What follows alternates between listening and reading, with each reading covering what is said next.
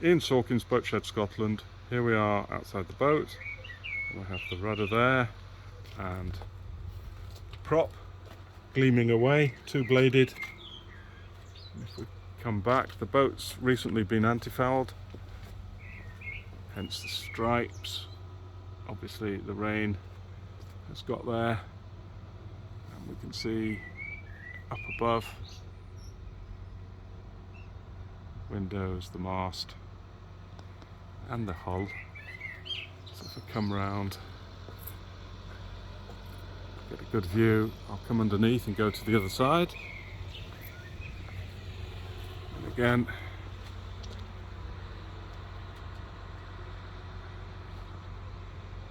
there's a fender scuff there which is going to be polished out.